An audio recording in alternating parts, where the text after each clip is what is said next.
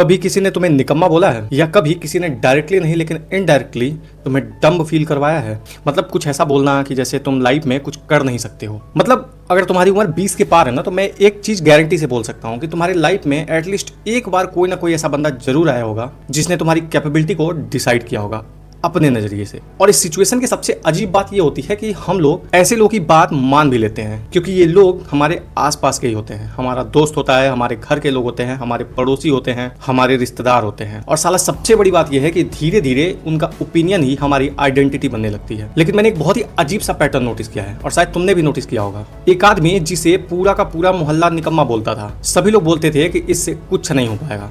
लेकिन कुछ साल के बाद खबर आती है कि वही आदमी बहुत सक्सेसफुल हो चुका है, और असली मैजिक उसके बाद शुरू होता है। जो लोग कभी उसका मजाक उड़ाते थे वही लोग आज उसकी तारीफ करते हैं।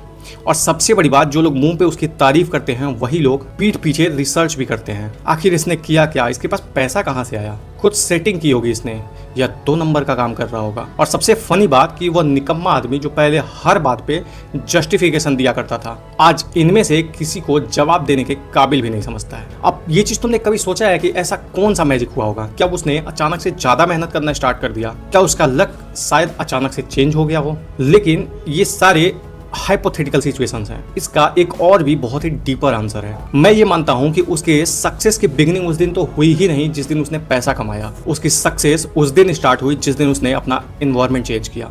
और ये लाइन सुनने में बहुत ही सिंपल लगती है, लेकिन इस लाइन ने सक्सेस की डेफिनेशन मेरे नज़र में कंप्लीटली चेंज कर दी है। क्योंकि बचपन से ही हम सबको एक ही फॉर्मूला सिखाया गया है, मेहनत करो अच्छे रिजल्ट आ जाएंगे। लेकिन अगर मेहनत ही सक्सेस का एकमात्र पैरामीटर होता तो दुनिया का सबसे अमीर इंसान दुनिया का सबसे हार्ड वर्किंग आदमी होता। लेकिन रियलिटी में ऐसा नहीं होता है।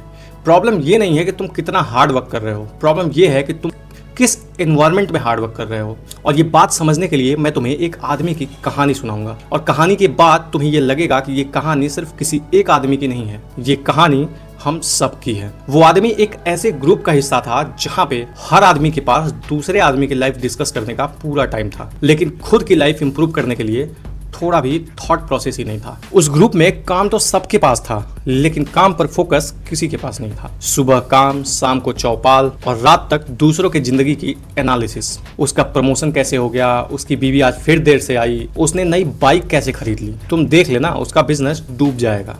और धीरे धीरे ये उनकी आदत का नहीं बल्कि उनके कल्चर का हिस्सा बन गया था। वहां पे तुम्हारे सपनों की कोई वैल्यू नहीं थी। वहां पे अगर किसी चीज की वैल्यू थी तो वो था सिर्फ गलतियां।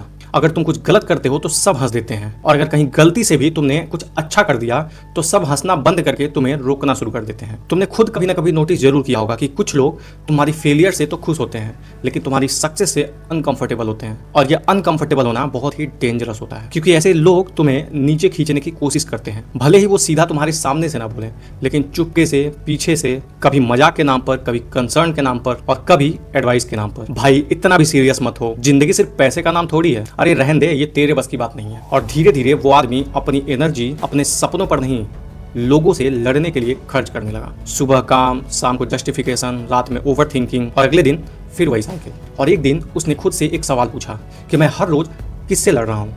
अपने कंपटीशन से? जवाब था नहीं। अपने स्किल से? तो जवाब था नहीं। मार्केट से? तो इसका भी जवाब था नहीं। उसको ये चीज़ रियलाइज हुआ कि मैं उन लोगों से लड़ रहा हूँ जिनका मेरे डेस्टिनेशन से कुछ लेना देना ही नहीं है। उस रात उसने एक डिसीजन लिया। डिसीजन कोई बहुत बड़ा नहीं था, ना ही बहुत ही ड्रामेटिक था। बस उसने उस जगह को छोड़ दिया, ना ही कोई स्पीच दी और ना ही किसी से कोई लड़ाई किया। फिर उसने ना किसी को कुछ प्रूफ करने का कोशिश भी किया। बस वो वहां से चला गया, और उसे लगा अब तो सब कुछ ठीक ही हो जाएगा। लेकिन उसे क्या पता था कि असली स्ट्रगल तो अब शुरू होने वाली है। नई जगह बिल्कुल ही अलग थी। पहले दिन उसने सोचा कि चलो देखते हैं यहाँ के लोग कैसे हैं। उसने सबको गुड मॉर्निंग बोला, किसी ने स्माइल करके जवाब दिया तो किसी ने इग्नोर मार दिया, और सब लोग फिर अपने काम में लग गए। ना अननेसेसरी बात, ना कोई गॉसिप, ना किसी की कंप्लेंट, और ना ही किसी की बुराई। पूरा दिन निकल गया और किसी ने उससे ये भी नहीं पूछा कि भाई तुम आए कहाँ से हो। और उसे लगा कि यार ये लोग इतने रूड क्यों हैं। उसको पुरानी जगह याद आने लगी। कम से कम वहाँ पे लोग बात तो करते थे, चाहे वो मजाक ही क्यों ना उड़ा रहे हों। लेकिन यहाँ पे सब चुप थे, सब बिजी थे। पहले हफ्ते ना ही उसका किसी ने काम जज किया और ना ही उससे कोई बातचीत की। दूसरे हफ्ते उसको कोई तारीफ नहीं मिली। तीसरे हफ्ते उसे लगने लगा कि शायद मैं इस जगह पे रहना डिजर्व नहीं करता। और उसके लिए वही सबसे डेंजरस मोमेंट था, क्योंकि जब तुम केओटिक एनवायरनमेंट से क्वालिटी एनवायरनमेंट में जाते हो उस वक्त तुम्हारी आदत होती है रिएक्शन की, अप्रूवल की, अटेंशन की। और जब तुम्हें ये सारी चीजें मिलनी बंद हो जाती हैं तो तुम्हें ऐसा लगता है कि लोग तुम्हें इग्नोर कर रहे हैं, लेकिन सच कुछ और ही था। ये लोग उसे इग्नोर नहीं कर रहे थे, ये सारे लोग सिर्फ अपनी लाइफ में बिजी थे। और पहली बार उसे रियलाइज हुआ कि मुझे जितना लगता है कि दुनिया मुझे देख रही है, जज कर रही है, उतना शायद कोई ध्यान ही नहीं देता है, क्योंकि किसी के पास इतना टाइम ही नहीं है कि उसे देखे और जज करे। और फिर एक दिन उसके इनबॉक्स में एक मैसेज आया, your report has one mistake, please correct and recent. बस इतना, ना कोई लेक्चर, ना इंसल्ट, और ना ही पब्लिक एम्बैरेसमेंट, और ना ही किसी ने कोई मजाक उड़ाया।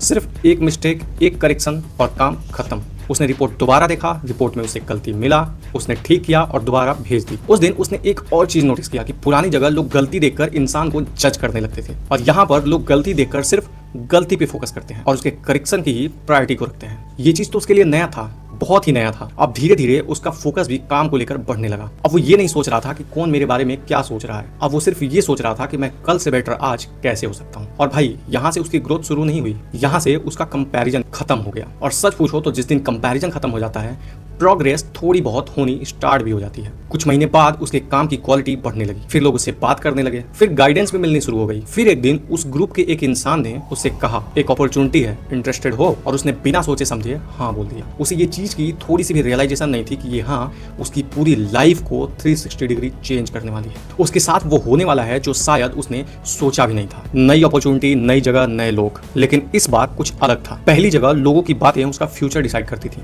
दूसरी जगह उसका काम उसका फ्यूचर डिसाइड कर रहा था, और तीसरी जगह उसकी थिंकिंग उसके फ्यूचर को डिसाइड करने में सबसे बड़ा रोल प्ले कर रहा था। यहाँ पे हर एक डिस्कशन सिर्फ ग्रोथ के बारे में था। यहाँ ये चीज कैसे बेटर हो सकता है, इस प्रॉब्लम का स्मार्टर सॉल्यूशन क्या हो सकता है, कल से आज बेटर कैसे बनाना है। पहली बार उसने रियलाइज किया कि कुछ लोग सिर्फ टाइम पास करते हैं और कुछ लोग एक्चुअल में आइडियाज एक्सचेंज करते हैं। और जिस दिन तुम्हारे आसपास की कॉन्वर्सेशन बदल जाती है, उस दिन तुम्हारी प्रायोरिटीज भी बदल जाती है। उसने धीरे धीरे नोटिस किया कि अब गॉसिप उसे बोरिंग लगने लगा है, कंपैरिजन मीनिंगलेस लगने लगा है, और सबसे बड़ी बात, उसने प्रूव करना बंद कर दिया। क्योंकि जब तुम मीनिंगफुल काम करने लगते हो तो लोगों को जवाब देने का टाइम तुम्हारे पास नहीं होता है, और बाहर से देखने वाले लोगों को लगता है कि यार ये आदमी अचानक से इतना सक्सेसफुल कैसे हो गया। जबकि सच्चाई ये है कि कभी भी कोई भी चीज अचानक हुआ ही नहीं था। बस वो उन लोगों के बीच रहना बंद कर चुका था जिन लोगों के लिए गॉसिप ग्रोथ से ज्यादा इंपॉर्टेंट था, और उन लोगों के बीच रहना स्टार्ट कर चुका था जिन लोगों के लिए ईगो से ज्यादा इंप्रूवमेंट इंपॉर्टेंट था। तो अगर तुम इस वीडियो से सिर्फ एक ही बात लेकर जाना चाहते हो तो ये लेकर जाना कि तुम्हारी लाइफ का लेवल तुम्हारी इनकम से कम